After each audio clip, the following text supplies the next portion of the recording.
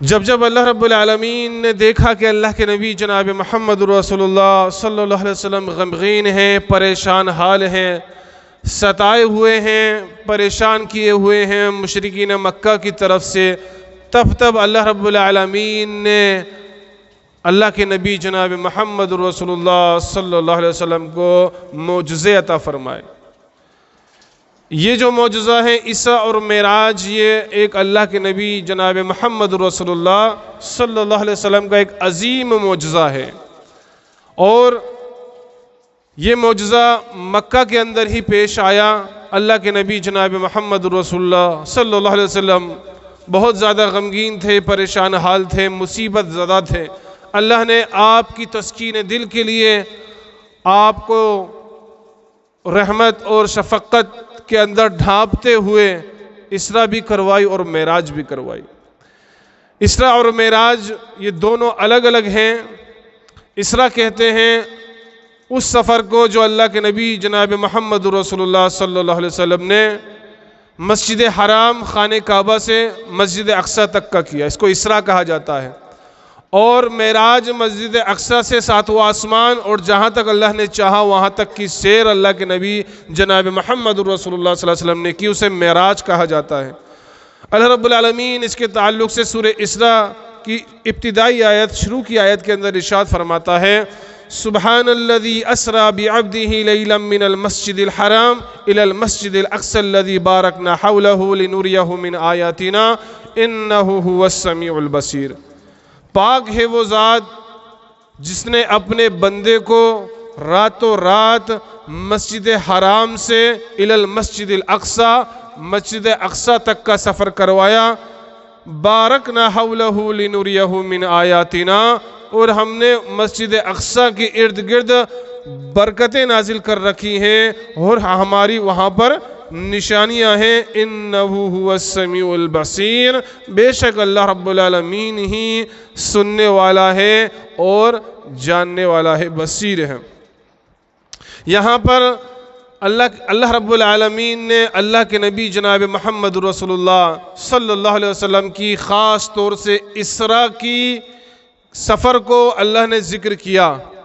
بعض منکرین حدیث نے، بعض اللہ کے نبی جناب محمد رسول اللہ صلی اللہ علیہ وسلم کے معجزات کا انکار کرنے والوں نے یہاں تک عقل لگائی اور عقلیں دوڑا کر کہا کہ اللہ کے نبی جناب محمد رسول اللہ صلی اللہ علیہ وسلم کو معراج تو ہوئی ہے لیکن وہ خواب کی حالت کے اندر ہوئی ہے، یعنی اللہ کے نبی نے اپنا خواب بیان کیا، یہی معراج ہے، یہی اسراء ہے۔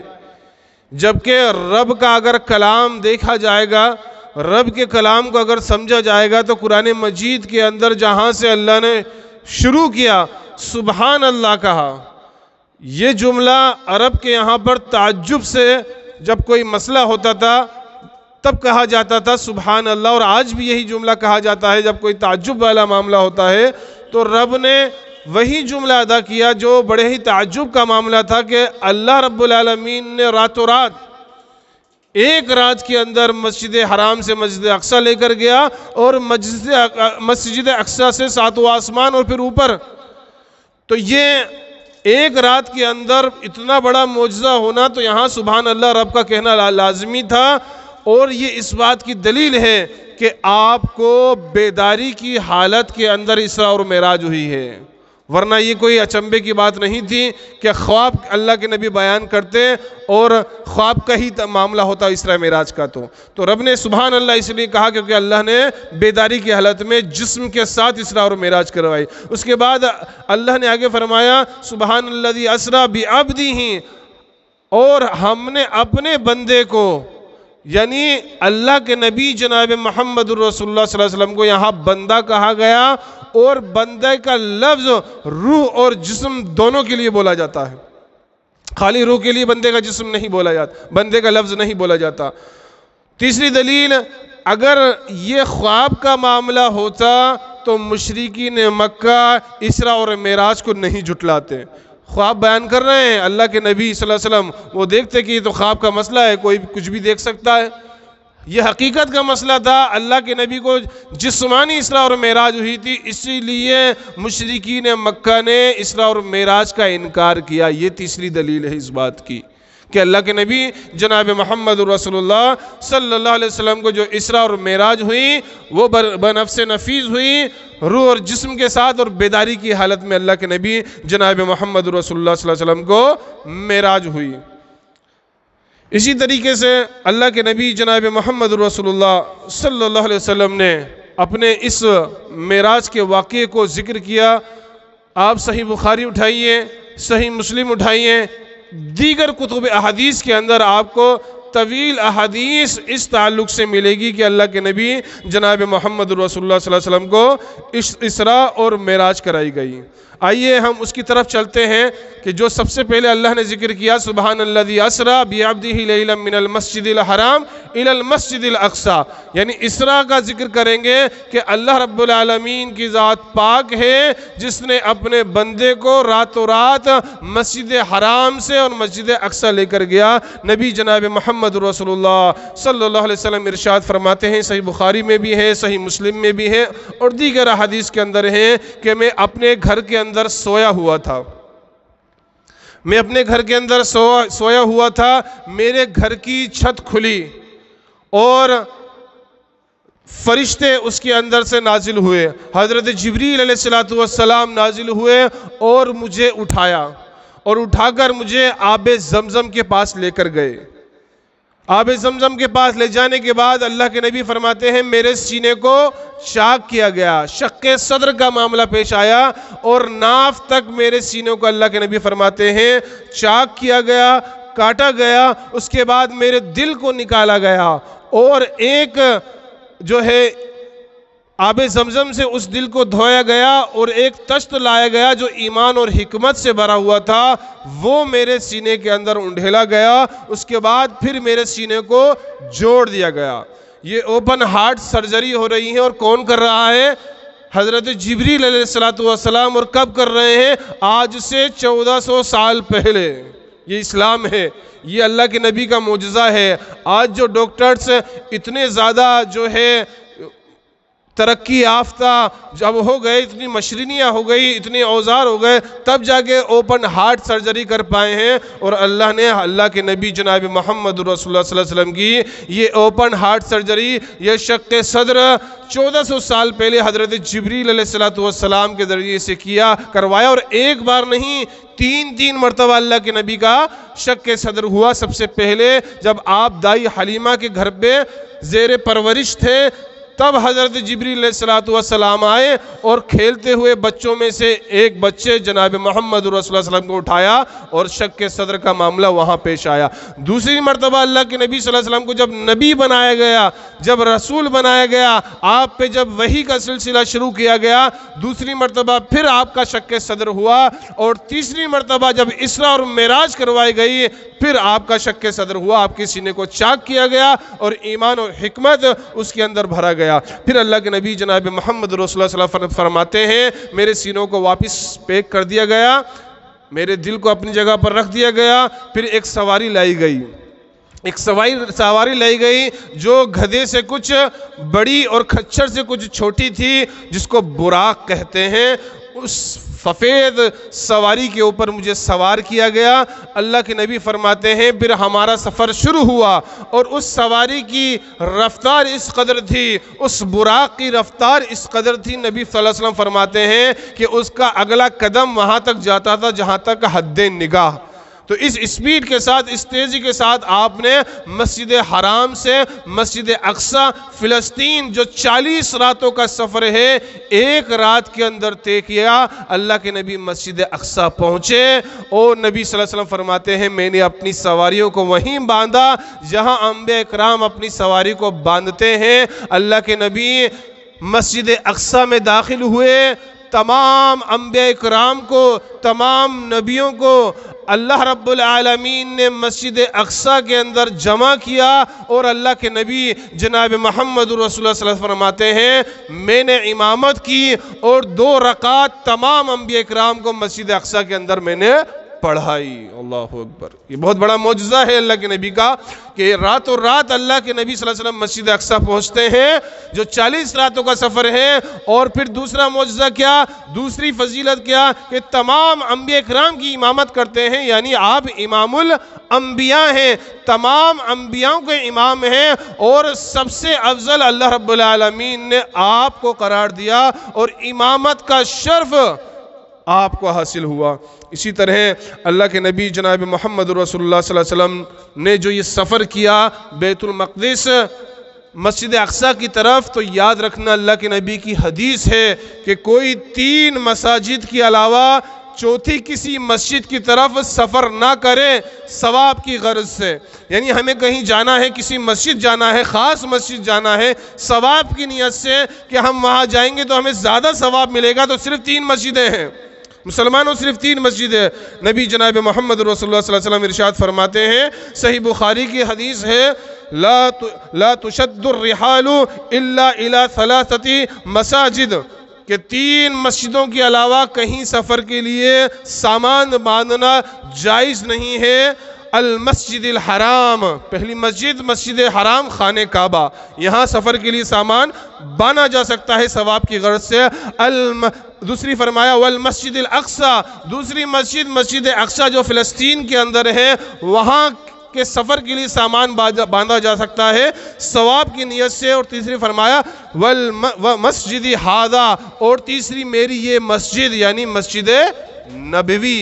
یہ 3 مسجدیں ایسی ہیں جہاں پر ثواب کی غرض سے آپ سامان سفر باندھ سکتے ہو اور وہاں کا سفر کر سکتے ہو۔ اس کے علاوہ چوتھا کوئی مقام ایسا نہیں ہے، چوتھی کوئی مسجد ایسا نہیں ہے، چوتھا کوئی در ایسا نہیں ہے جس در کے لیے تم سامان سفر باندھو اور ثواب کی غرض سے وہاں کا سفر کرو، چاہے وہ کسی اولیاء کا مدار ہو یا چاہے کسی اولیاء کی قبر ہو، کسی کا آستانہ ہو، کسی کی بڑی سے بڑی قیام گاہ ہو، کسی کی بڑی خوبصورت سے خوبصورت مسجد ہو، آپ ثواب کی غرض سے وہاں کے لیے سامان سفر نہیں باندھ سکتے۔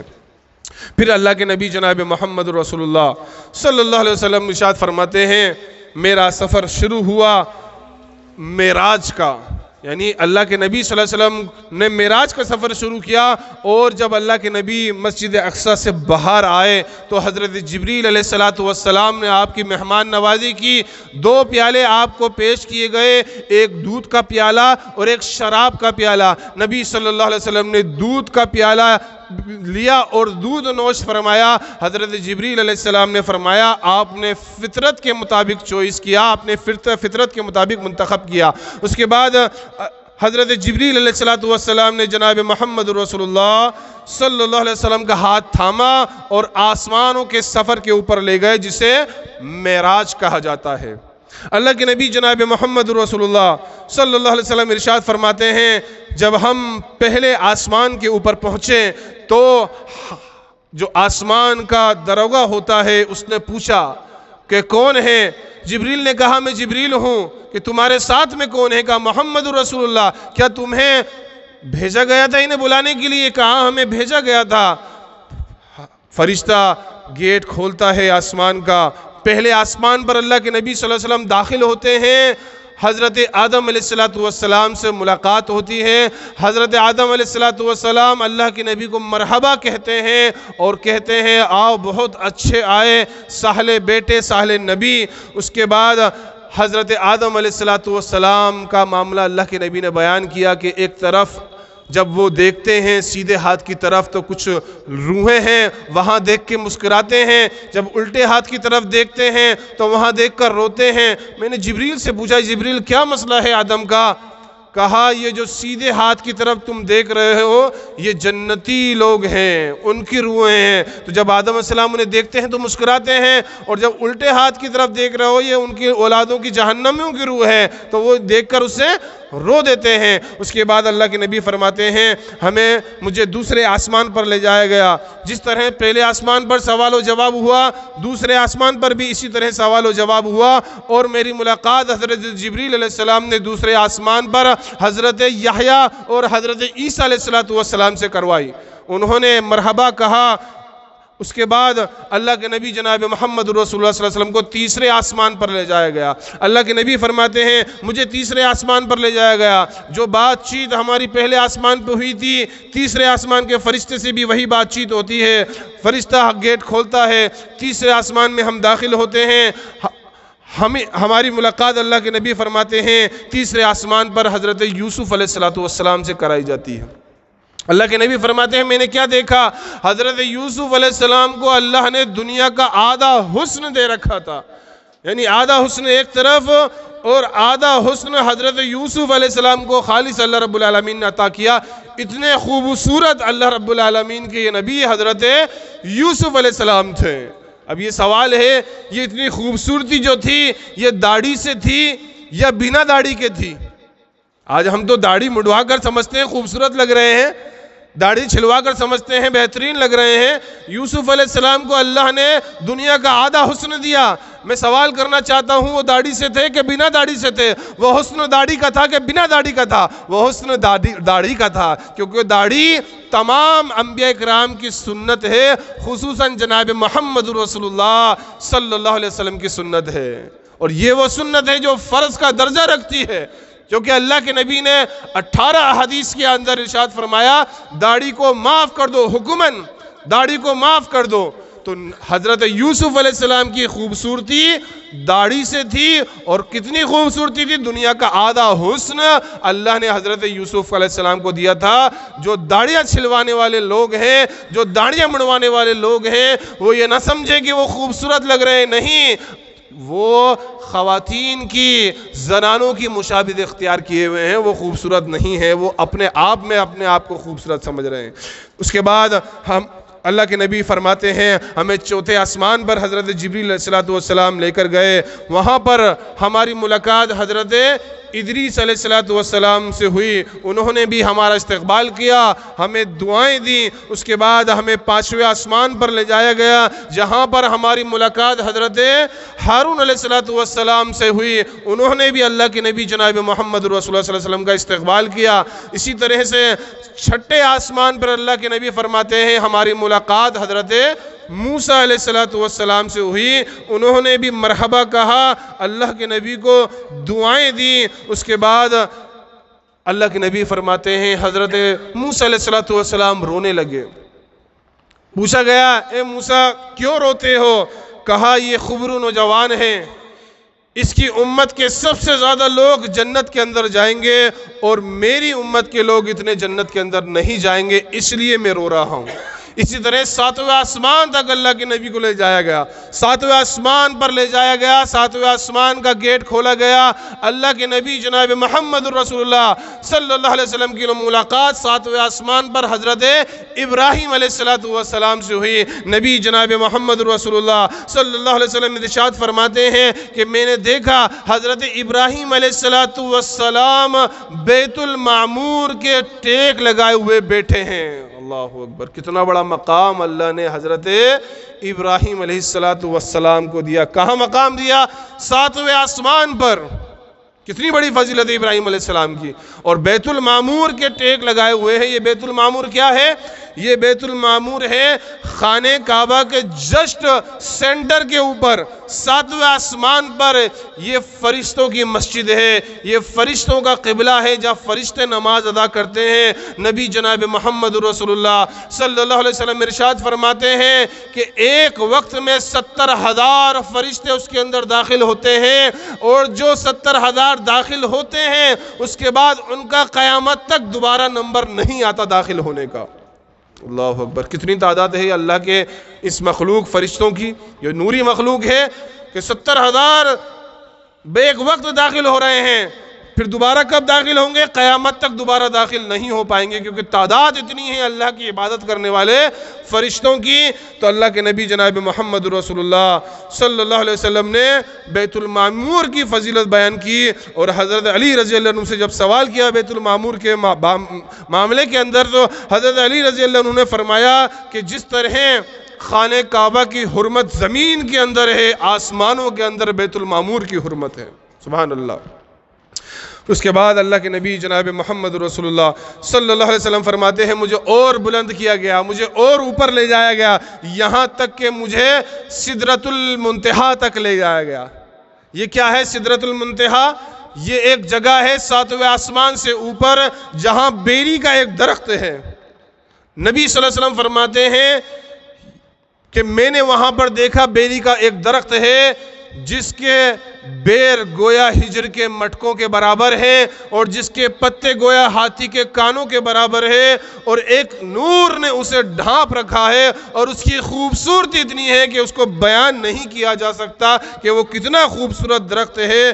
اللہ کے نبی فرماتے ہیں یہ وہ جگہ ہے جہاں پر نیچے جتنے بھی معاملات ہوتے ہیں جن کو آسمانوں پر اٹھایا جاتا ہے، آسمان تک لے جایا جاتا ہے ہمارے اعمالوں کو، اسی طرح اور دیگر چیزوں کو، تو یہاں پر آ کر وصول کیا جاتا ہے، یہاں پر آ کر ٹھہرایا جاتا ہے، اور آسمان سے رب کے پاس سے جو حکم اترتے ہیں وہ یہیں سدرۃ المنتہا پر وصول کیے جاتے ہیں۔ تو ایک سمجھ لیجئے بارڈر کی طرح سدرۃ المنتہا ہے۔ اللہ کے نبی جناب محمد رسول اللہ صلی اللہ علیہ وسلم کو وہاں تک لے جایا گیا۔ اس کے بعد اللہ کے نبی فرماتے ہیں حضرت جبریل علیہ السلام کو میں نے اپنی اصل شکل میں دیکھا، ان کی اصل شکل میں۔ اللہ رب العالمین قرآن کریم والفرقان حمید کا اندر ارشاد فرماتا ہے وَلَقَدْ رَأَىٰ نَزْلَةٌ أُخْرَىٰ عِنْدَ سِدْرَةِ الْمُنْتَهَىٰ عِنْدَهَا جَنَّةُ الْمَأْوَىٰ، اور انہوں نے اس فرشتے کو دوسری بار دیکھا،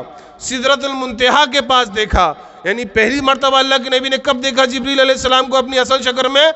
غار حرا کے موقع پر جب اللہ کے نبی کے اوپر وحی کا نازل ہونا شروع ہو گیا تھا، اللہ کے نبی نے ایک مرتبہ کیا دیکھا کہ ایک فرشتہ ہے جو پر پھیلائے ہوئے زمین اور آسمان کے درمیان میں بیٹھا ہوا ہے۔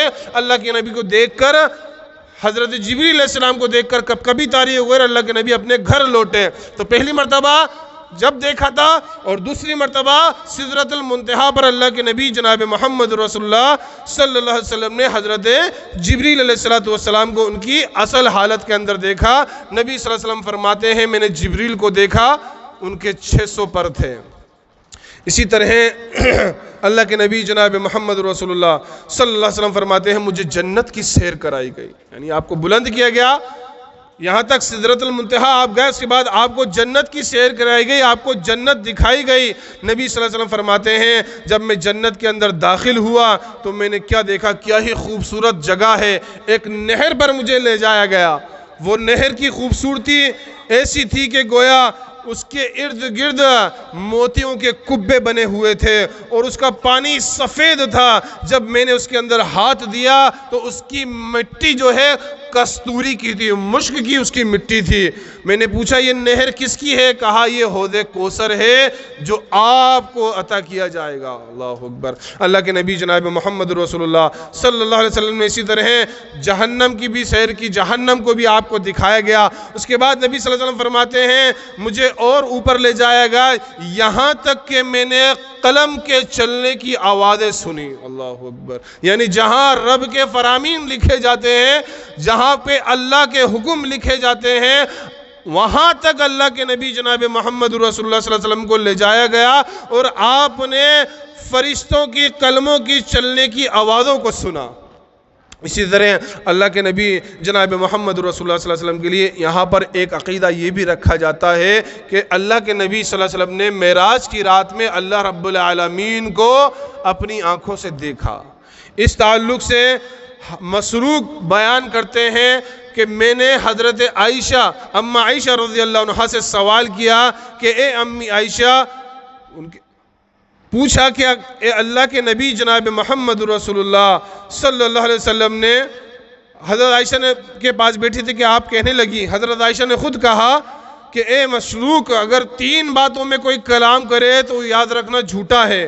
اس کے بعد حضرت عائشہ نے فرمایا کہ اللہ کوئی کلام کرے کہ اللہ کے نبی نے معراج کی رات میں اللہ کو اپنی آنکھوں سے دیکھا ہے تو وہ جھوٹا ہے۔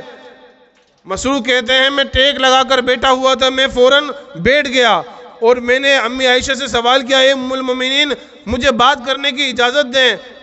کہا فرمائیے۔ کہا رب نے نہیں فرمایا قرآن میں وَلَقَدْ رَأَىٰ بِالْأُفْقِ الْمُبِينِ، کہ اس نے انہیں آسمان کے کھلے کنارے پر دیکھا اور فرمایا وَلَقَدْ رَأَى نَزْلَةً أُخْرَى، اور انہوں نے اس کو دوسری مرتبہ دیکھا.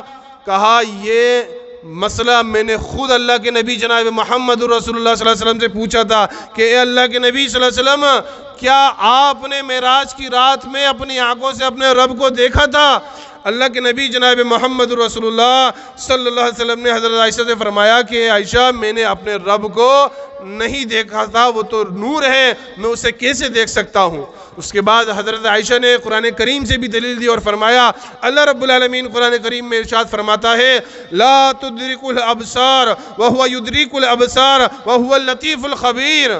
آنکھیں اس کا ادراک نہیں کر سکتی، اس رب کو آنکھیں اپنے اندر نہیں لے سکتی، اور وہ رب سب کو گھیرے ہوئے ہے، وہ سب کو جاننے والا ہے، وہ سب کو دیکھنے والا ہے. وَهُوَ اللطیف الخبیر، وہ باریک بین ہے اور پوری خبر رکھنے والا ہے.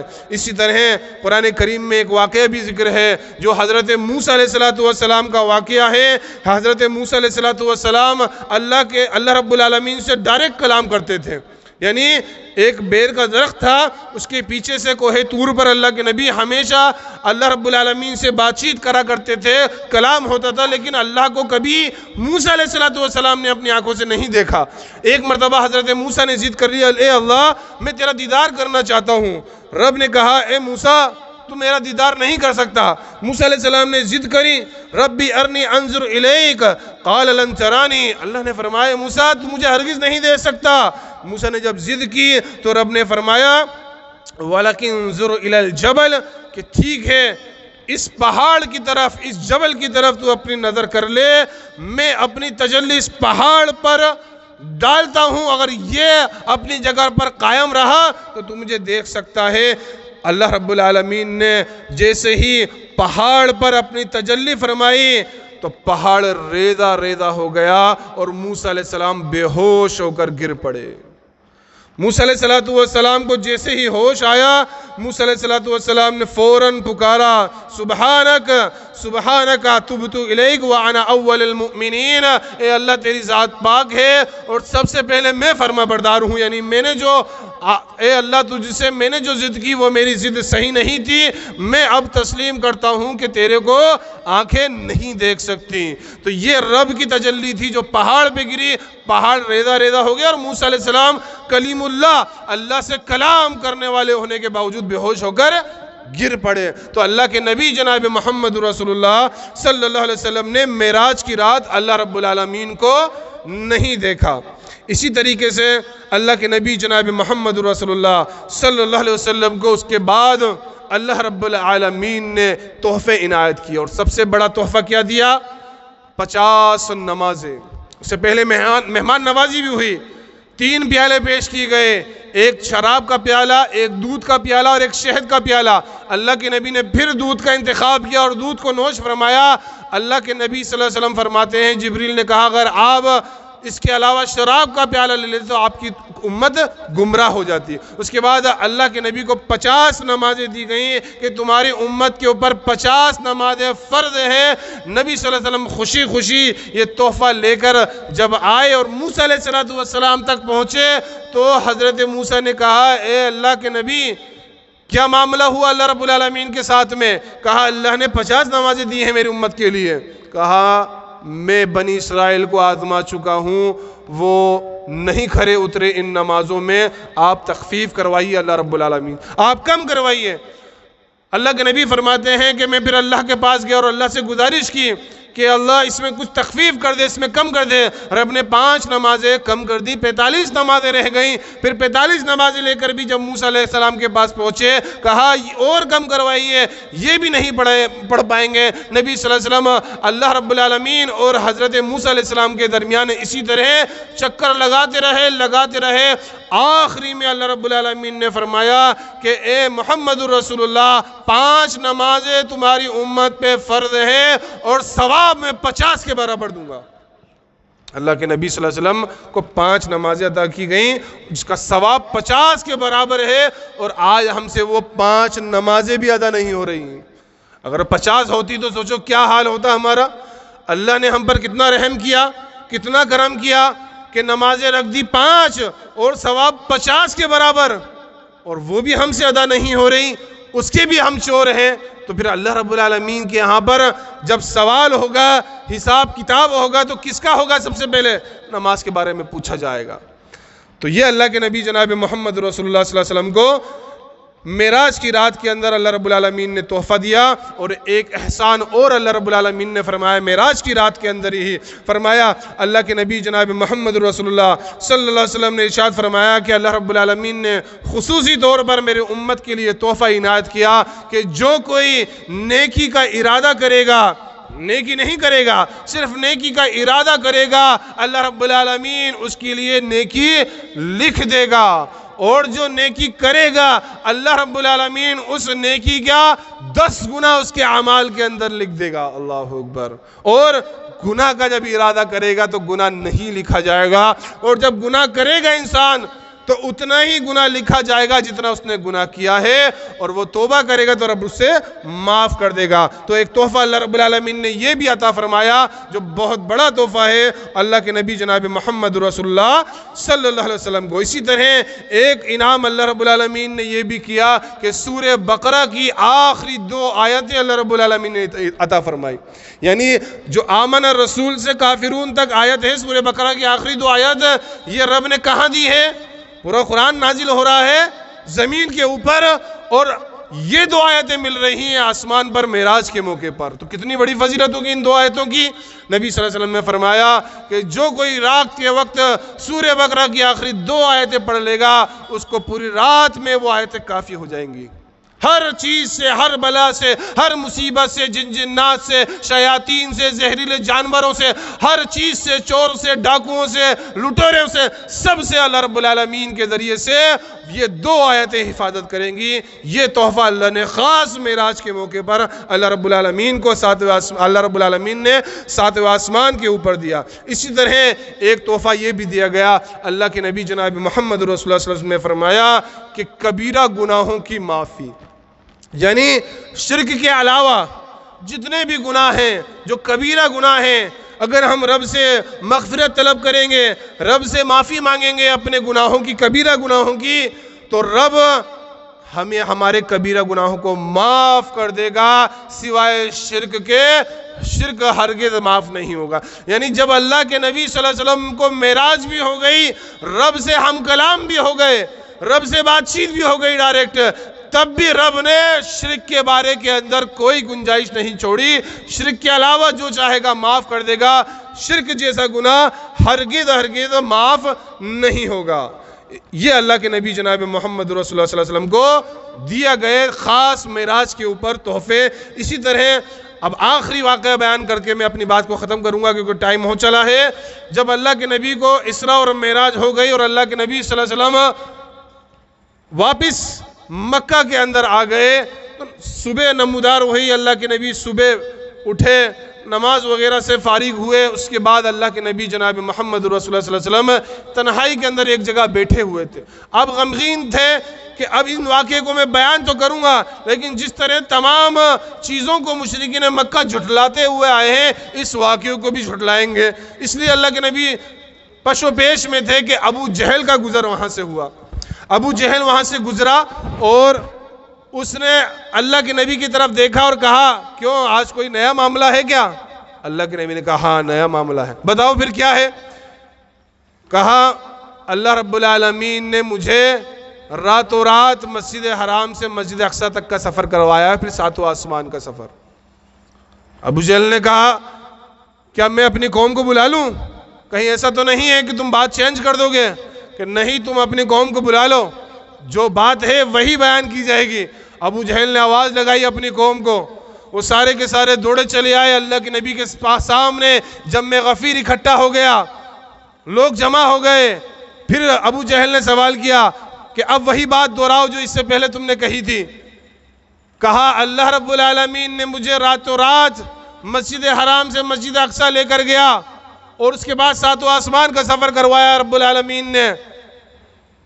سوال کرنے والوں نے کہا کہ 40 رات کا سفر ہے محمد، تم ایک رات میں کیسے کر کے آئے ہو؟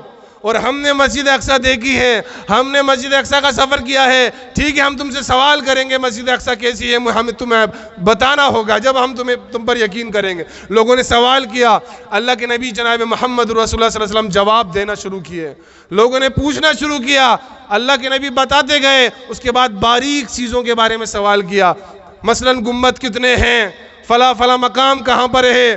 اب ایک انسان اگر کہیں جاتا ہے تو اتنے باریکی سے ہر چیز کو نوٹ نہیں کر سکتا۔ اللہ کے نبی تھوڑا پش و پیش کے اندر آئے، نبی صلی اللہ علیہ وسلم فرماتے ہیں عقیل کے گھر کے قریب رب نے مسجد اقصی کو لا کھڑا کیا، عقیل کے گھر کے قریب مسجد اقصی کو اللہ نے لا کھڑا کیا۔ پھر جتنے انہوں نے مجھ سے سوال کیے میں مسجد اقصی کو دیکھتا گیا، ان کے سوالوں کو جواب دیتا گیا، اقصی کو دیکھتا گیا اور ان کے سوالوں کے جواب دیتا گیا، اور یوں کر کے مشرکین مکہ نے اعتراف کیا کہ اے محمد بات تو یہی ہے کہ تم نے جو نقشہ بیان کیا ہے مسجد اقصی کا ہو بہو وہی نقشہ بیان کیا گیا جیسی وہ ہے، اعتراف کر کے گئے۔ تو یہ اللہ کے نبی جناب محمد رسول اللہ صلی اللہ علیہ وسلم کا معجزہ تھا، اور اللہ کے نبی جناب محمد رسول اللہ صلی اللہ علیہ وسلم کو اللہ نے خاص طور پر عطا فرمایا تھا۔ ابھی بھی اس کا پیٹ نہیں بھرا، اس شیطان کا، خبیث کا، ابو جہل کا۔ یہ ابو بکر صدیق کے پاس گیا اور کہا کہ اے ابو بکر، اگر کوئی شخص کہے کہ میں نے راتوں رات مسجد حرام سے مسجد اقصی کا سفر کیا ہے، کیا تم مان لو گے؟ ماننے کی بات ہے۔ ابو بکر نے کہا کہ 40 راتوں کا سفر ہے، پوسیبل نہیں ہے کہ ایک رات میں طے کیا جائے، ممکن نہیں ہے۔ کہا جاؤ، تمہارے نبی محمد رسول اللہ کا دعویٰ ہے کہ وہ راتوں رات ایک رات کے اندر مسجد اقصی سے مسجد حرام سے مسجد اقصی کا سفر کیا ہے۔ حضرت ابو بکر صدیق نے کہا اے ابو جہل سن لے، اگر میرے نبی نے یہ دعویٰ کیا ہے تو اللہ کی قسم وہ سچ کہتے ہیں، انہوں نے ایک رات کا سفر کیا ہے۔ تو یہ ابو بکر صدیق رہے اور وہ ابو جہل رہا۔ یعنی معراج کی رات کو اسراء اور معراج اللہ کے نبی نے کی، یہ ابو بکر صدیق رضی اللہ عنہ کا ایمان ہے، اور اللہ کے نبی صلی اللہ علیہ وسلم کو اسراء اور معراج نہیں ہوئی، یہ صرف ایک واقعہ ہے، یہ ابو جہل کا ایمان ہے۔ اللہ رب العالمین سے دعا گو رب العالمین ہمیں اس واقعے سے عبرت اور نصیحت پکڑنے کی توفیق عطا فرمائے۔ اللہ رب العالمین اللہ کے نبی کے معجزاتوں سے ہمیں عبرت حاصل کرنے کی توفیق عطا فرمائے۔ اللہ رب العالمین قرآن و سنت کے مطابق ہمیں عمل کی توفیق عطا فرمائے۔ آمین۔ وآخر دعوانا ان الحمدللہ رب العالمین۔